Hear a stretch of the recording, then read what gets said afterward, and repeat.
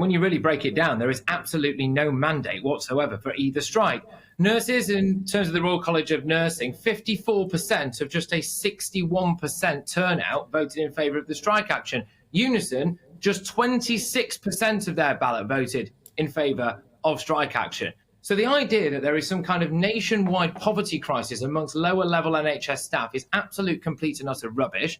Junior doctors do have more of a mandate because 98% of them voted to strike, but they have no moral mandate. Their campaign is based around two lies. Firstly, that they are paid £14 an hour. Lie. Only 11% of junior doctors are paid that. They can have pension payments of up to around 20%. They can be earning upwards of 60 grand after 4 years, and also they have job security for life. And as well, once they stop doing the day-to-day stuff, they can earn an absolute mint working as a locum. Secondly, they say that they're going to leave Britain and work elsewhere for more money because they've had a real terms pay cut of 26% since 2008. Well, loads of people have had a real terms pay cut since 2008, and this problem could be solved if they stop saying the NHS is a sacred cow and whinging about changing it, and allowed us to adopt an Australian-style system that pays doctors more, gives patients better care, costs the taxpayer less. They're happy to work in that system, but they're not happy for us to have it. And when you show the excess death figures tripled at the last junior doctors' strike, you have the reality of this situation, which is that junior doctors just want more money and they're willing to let people die in order to get it.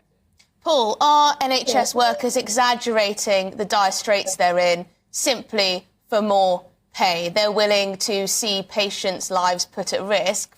Factually, that is correct, in order to achieve more pay.